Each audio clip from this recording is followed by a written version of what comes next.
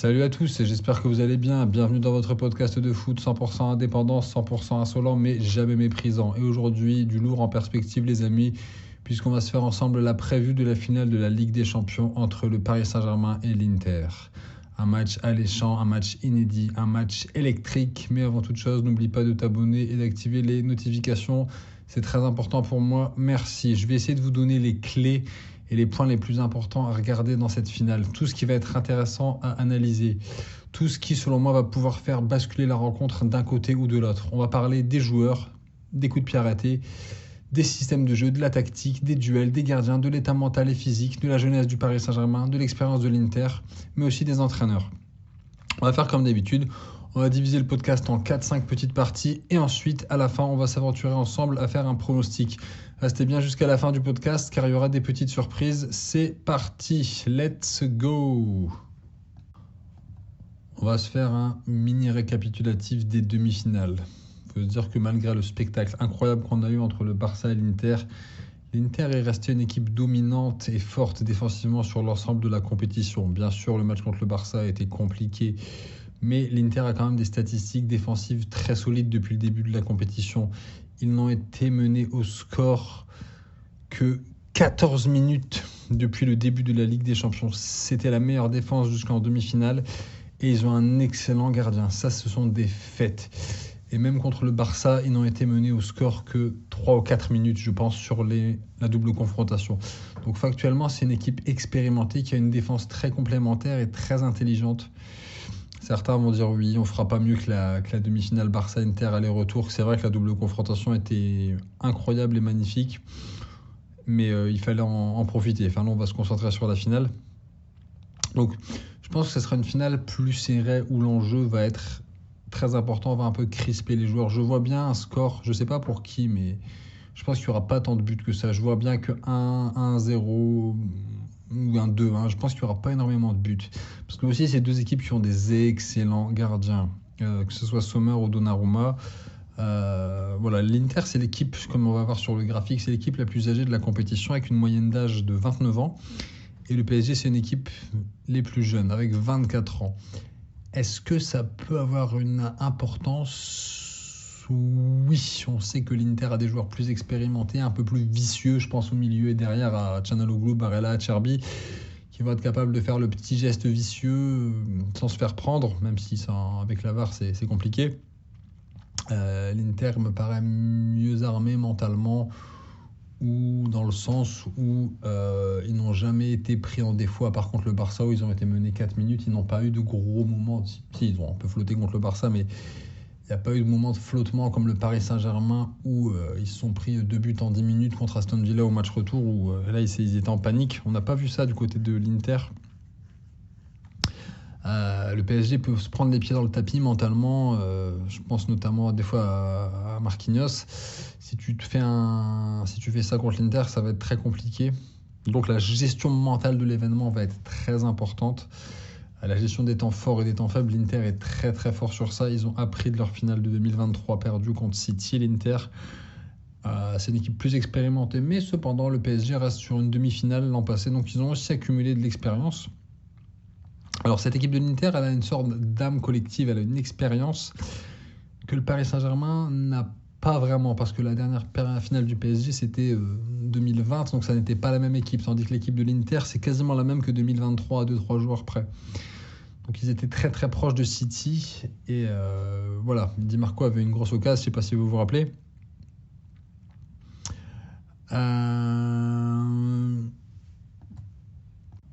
Le Paris Saint-Germain, quant à lui, a plutôt maîtrisé ces 2 matchs contre Arsenal.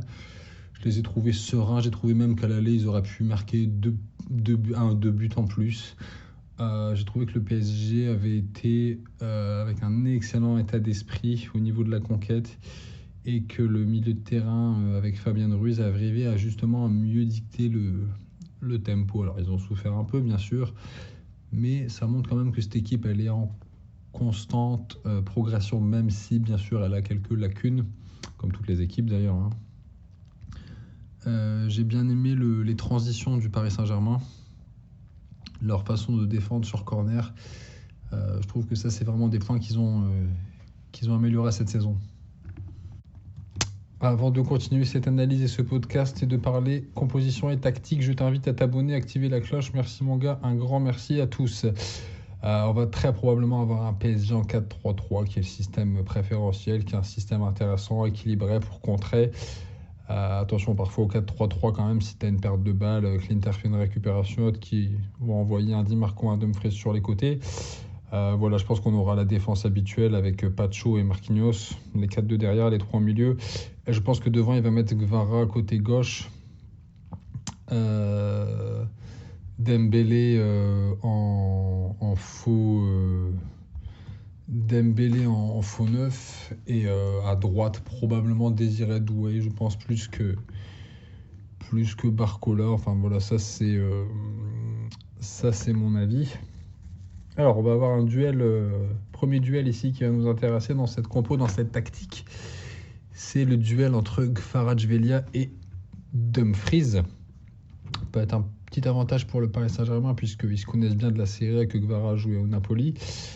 Gvara qui est vraiment le facteur X, qui est vraiment le déclencheur de ce Paris Saint-Germain. Je trouve que c'est vraiment le joueur qui a fait passer le PSG dans une nouvelle dimension cette année. Je l'ai déjà dit, mais voilà. Par contre, je pense que ce 3-5-2 de l'Inter peut être assez chiant, c'est assez compliqué pour le Paris Saint-Germain parce que cet Inter a souvent un surnombre au milieu de terrain de par ses défenseurs qui montent, qui viennent participer au jeu long comme Bastoni, ou un de ses pistons qui vient s'intercaler. Donc je pense qu'il y aura un des 3 de devant du PSG qui va devoir redescendre un peu pour combler un peu. Parce que voilà, sinon ça va être... l'Inter aura un surnombre au milieu de terrain et ça sera trop facile pour reconstruire le jeu. Pourquoi je disais que cette défense de l'Inter, elle est chiante entre guillemets parce qu'elle peut soit repartir à 4 ou à 5 et ils peuvent même mettre du surnombre et on a 3 profils, on a 3 centraux, on a Acharbi qui est le vieux grognard un peu à la Chiellini, on a Bastoni le relanceur et on a Bissek plutôt le polyvalent puissant, donc on a 3 joueurs très complémentaires. Ce qui m'amène à parler du milieu de terrain. Là je trouve que les équipes, souvent on sait que la clé d'un match c'est le milieu de terrain. Et là, c'est important pour moi, c'est que ces deux équipes ont un peu une similarité. C'est leur capacité à récupérer le ballon assez haut. L'Inter, avec son pressing par séquence, ses latéraux qui viennent compenser. Et le PSG avec l'activité de João Neves et de Vitinha et de Fabien Ruiz. Même Fabien Ruiz qui gratte pas mal de ballons de la tête. Vitinha qui va aussi gratter des ballons. Qui va ensuite, sur le PSG, chercher un joueur de côté. Ou l'Inter, quand il récupère le ballon, un Marcus Thuram qui va la garder un peu, la rendre à Barella et un changement de côté pour un piston en diagonale. Ça, c'est intéressant. L'Inter le fait bien. Donc cette défense de l'Inter, voilà, elle peut défendre à 4 ou à 5. Elle a plus d'options tactiques pour moi que le Paris Saint-Germain.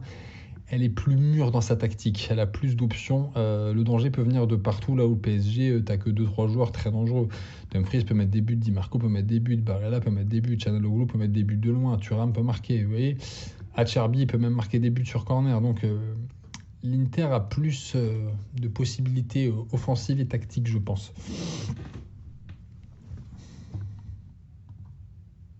Alors, autre duel qu'on va évidemment suivre, c'est Di Marco Hakimi. Hakimi, je trouve qu'il a progressé défensivement cette saison. Je trouve que c'est un des meilleurs latéraux d'Europe. Je trouve qu'il a un bon jeu long, il a de la frappe, il fait des différences, il amène du surnombre, il a une grosse frappe, il est présent, il est très sérieux, très concentré, il défend bien. Je trouve juste que parfois il a un tout petit peu juste au niveau du jeu de tête, mais bon, ça c'est vraiment c'est pour chipoter. Il va avoir Di Marco, un client. Je pense que Di Marco c'est peut-être le meilleur latéral gauche d'Europe. Di Marco qui sait tout faire, qui tire bien les coups de pied arrêtés, qui joue en première intention, qui a un très bon jeu long, qui sait changer d'aile, qui a une très grosse frappe, qui sait faire des passes D. C'est un joueur incroyable, donc ça va être un duel aussi super intéressant à suivre. Je ne sais pas qui va le gagner. Et peut-être que l'un des deux sera décisif sur cette finale, autant aussi bien offensivement que défensivement. Il y a un autre duel. On va parler de la paire des attaquants de l'Inter contre la paire des défenseurs du PSG. Et là, ça m'inquiète un peu. Marquinhos, Pacho contre Thuram et Lautaro. Marquinhos est connu pour être assez irrégulier lors des gros matchs de Ligue des Champions. Il y a des moments où il a des gros trous d'air. Il est passé à côté de son match. Je pense au match à Aston Villa où il a été vraiment Match retour où il a été lent, il a été mal placé, il a été en retard. Voilà, il faudra faire très très très attention parce que les ballons comme ça perdus contre l'Inter, ça va faire but. L'Inter, c'est une équipe qui gère bien les temps forts, qui a une occasion va marquer. C'est une équipe qui fait mal, l'Inter. Donc je voulais parler de la complémentarité entre Lautaro et Marcus Thuram. C'est très difficile à défendre sur eux. Déjà parce que Thuram est très costaud. Il peut prendre la profondeur déviée de la tête. Il va tourner autour d'un Lautaro ou inversement. Chacun des deux peut prendre la place de l'autre. Ça veut dire que parfois Thuram peut jouer la profondeur, parfois Lautaro, et l'autre les déviations. Lautaro est plus technique dans les petits périmètres. On l'a vu faire des extérieurs, des talonnades aussi, qui arrive à trouver des joueurs comme ça en première intention. C'est deux joueurs qui savent bien permuter, qui ont deux bons jeux de tête, qui sont décisifs, qui ont une bonne frappe, qui savent permuter, qui savent prendre la profondeur. Qui savent même parfois, Thuram il joue un peu même des fois sur un côté, comme il a fait un peu à Gladbach, je crois, il y a longtemps. Donc, c'est très très très difficile de les marquer, ces deux-là. Ils sont très complémentaires. J'ai envie de dire à Marquinhos, attention pour toi, ça sera chaud mon gars. C'est une des seules rares équipes modernes qui joue avec deux attaquants de pointe. C'est très très très intéressant parce que Lautaro a une intelligence et une justesse. Je trouve que c'est un joueur sous-coté, Lautaro. On nous saoule avec Mbappé, avec Haaland et compagnie, mais Lautaro, regardez Lautaro jouer dans les petits périmètres, c'est un régal, quoi. Voilà, Thuram a une très grande présence physique. J'ai regardé, il fait 1m94. Marcus Thuram, c'est un monstre physiquement. Voilà, quand l'Inter se met à jouer comme ça, ça met à la construction, ça fait des très très beaux buts, comme contre le Barça, des jeux en une touche de balle avec des longues diagonales et des remises, et aussi du jeu long très précis avec Barella et Çalhanoğlu. Voilà, donc c'est une association très intéressante qui s'appuie sur la puissance de Thuram pour ensuite trouver Lautaro en position idéale, parce que Lautaro aussi il peut tirer et marquer dans n'importe quelle situation quasiment. Et il cadre énormément de frappes, Lautaro. Donc, c'est une grosse mission pour la défense du PSG. Ça va être un très beau stress test, là. Ouais. On va continuer ce podcast en faisant une petite comparaison des deux équipes ligne par ligne. Mais n'oublie pas de t'abonner et dis-moi si tu es d'accord ou pas avec moi. Et selon toi, qui va gagner cette Ligue des Champions? On va faire rester bien jusqu'au bout. Il y aura les pronostics et les scénarios à la fin du podcast. On va parler rapidement des deux gardiens. On va mettre un peu de data pour les fous de stats. N'oubliez pas que pour aller loin en Champions League, il vous faut impérativement un grand gardien. Repensez à toutes les grandes équipes qui ont gagné les siens récemment. Je pense à City, à Real. On avait un Courtois incroyable. On avait Ederson qui était bon. Cette année, on a un Donnarumma qui est très bon. Toujours exceptionnel sur sa ligne. Il va très vite au sol. Je trouve même qu'il a progressé un peu dans le jeu au pied et les sorties. Il est plus rassurant. Il y a toujours des réflexes incroyables aussi. Il bouge bien les angles courts parce qu'il est très grand. Et puis de l'autre côté, on a Yann Sommer qui est un gardien qui, je pense qu'il progresse peut-être moins parce qu'il est plus vieux que Donnarumma, mais qui est régulier à un très haut niveau depuis plusieurs années. C'est un des meilleurs gardiens d'Europe. Il a aussi de très bons réflexes. Il a un bon sens de l'anticipation. Il est un peu plus petit, je pense. Il doit faire 1m85. Il fit parfaitement dans le modèle de l'Inter qui voulait recruter des joueurs expérimentés de 27-30 ans pour être prêts pour gagner des titres rapidement. Donc là, au niveau des gardiens, c'est match nul. Les deux ont été incroyables cette année en Europe, quoi. On va continuer en parlant des défenses. La défense de l'Inter me paraît plus solide. Encore une fois, elle a été impressionnante en début de Ligue des Champions. Ils savent défendre à 3, ils savent défendre à 4, ils savent défendre à 5. On a dit avant, les trois défenseurs sont super complémentaires. Il faut parler aussi du jeu long de Bastoni, qui a même progressé un peu dans le vice, entre guillemets, Bastoni. C'est une défense qui tourne bien. Puis vous avez aussi Barella, Çalhanoğlu et Fratessi qui font aussi du travail défensif. C'est toute l'équipe qui bosse. C'est l'équipe qui a pris le moins de buts sur la phase aller jusqu'aux demi-finales. Et ils n'ont été menés au score que 14 minutes durant toute la Champions League. Donc je pense que ça, c'est historique. Ça fait un peu partie des clubs, des fondamentaux des équipes italiennes, j'ai envie de dire. Mais la défense du PSG aussi est pas mal. Plutôt solide dans l'ensemble. J'ai bien aimé Pacho. J'ai beaucoup aimé Hakimi et Donnarumma. João Neves aussi très bien. Attention, des fois Marquinhos, on en a parlé. Et Mendes aussi, des fois, il fait des montées. Il met un peu de temps à se replacer ou il fait des petites pertes de balles. Donc attention. Sur le banc même, l'Inter a plus de bancs parce que tu peux faire rentrer Bissek et Pavard qui sont aussi performants, sur Pavard qui est expérimenté. Voilà, donc là sur la défense, je mettrais l'avantage à l'Inter. N'oublie pas de t'abonner et dites-moi dans les commentaires, selon vous, qui a le meilleur milieu de terrain entre le PSG et l'Inter. Pour moi, sur le milieu de terrain, ça sera un match nul. Ces deux équipes qui ont un milieu de terrain très fort à la récupération, qui ont des très grandes qualités techniques, des très grandes qualités de passe. Le milieu de terrain de l'Inter, c'est très bon, c'est très élégant, avec Çalhanoğlu, Barella, Fratesi, Mkhitaryan. C'est technique, c'est fin, ça peut mettre des frappes de loin. Il y a Fratesi qui peut rentrer, amener un plus même. Du côté du PSG, c'est peut-être un plus petit gabarit, mais João Neves est exceptionnel. Il trouve des angles de passe, des sorties de balles très haut niveau. Vitinha, c'est bon. Fabian Ruiz redevient le vrai Fabian Ruiz. Il contrôle le tempo du match, il gagne des duels, il met des buts. Il a été très bon contre Arsenal au match retour. Franchement, deux équipes qui ont un milieu de terrain incroyable. Attention quand même, le PSG, faites attention aux frappes de loin parce que je pense que l'Inter frappe un peu plus de loin, notamment avec Çalhanoğlu et Barella. Niveau intensité, niveau technique et passe, je pense que c'est à peu près équivalent, quoi. Donc là, je vais donner un match nul. Attention, il peut y avoir un facteur X du côté de l'Inter, c'est l'intégration des latéraux de Di Marco et de Dumfries. Di Marco qui a un énorme volume de course et de frappe, et Dumfries qui est très physique, très puissant dans les duels, qui est très costaud. Donc il faudra faire aussi attention parce qu'eux, ils peuvent venir s'introduire dans le milieu et venir perturber le Paris Saint-Germain. Donc le duel, encore une fois je le répète, mais le duel Di Marco-Hakimi va être très très très très très intéressant. On sait qu'Hakimi peut faire des retours incroyables et que Di Marco c'est un super contre-attaquant, donc ça va être vraiment très intéressant. Mais pour le milieu de terrain, je vais donner un match nul.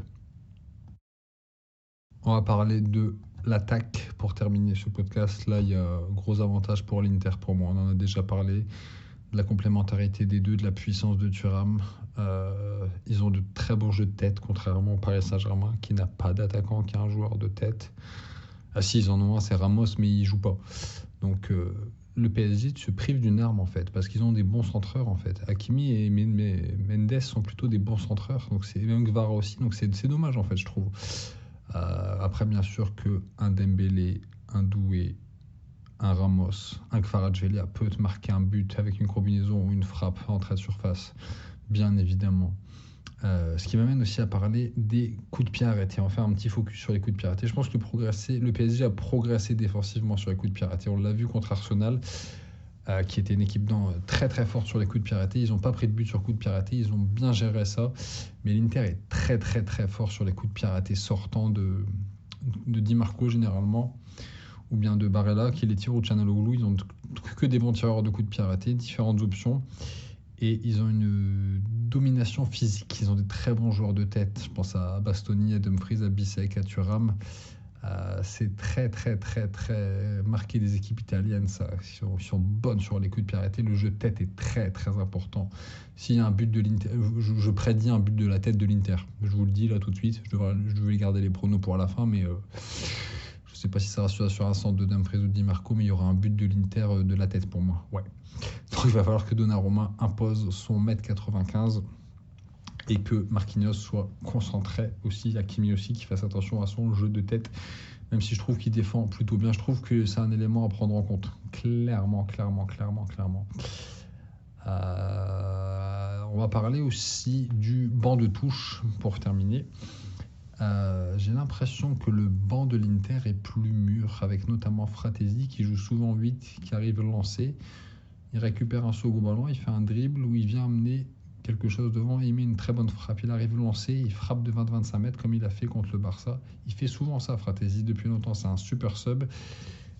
Il est moins réussi que l'année dernière, mais il est toujours décisif quand il rentre. Donc c'est un joueur à surveiller. Pareil, vous avez aussi côté Inter Taremi, qui c'est plus le grand Taremi de Porto, je trouve, il a un manque de confiance, mais contre le Barça, il a fait des bonnes déviations, il s'est bien déplacé. Je crois qu'il a marqué ou qu'il a fait une passe D, je ne sais plus. Mais c'est quand même des options en plus que le PSG n'a pas.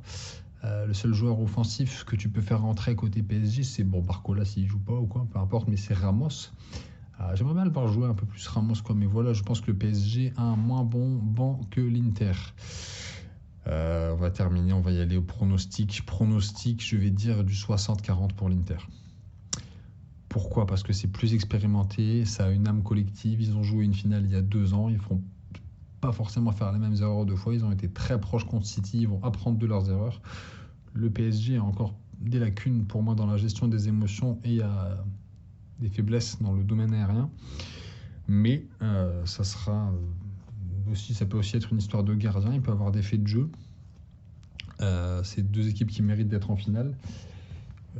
2 finales en 3 ans pour l'Inter, c'est pas anodin. Le PSG, ils font finale cette année, demi-finale l'année dernière aussi. Donc un petit avantage pour l'Inter pour moi, 60-40.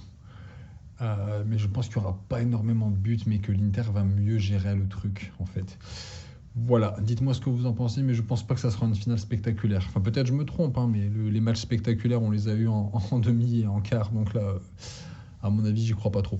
Voilà, n'oublie pas de t'abonner et merci à tous. On se retrouve bientôt pour des nouveaux podcasts de foot. Salut à tous, bye.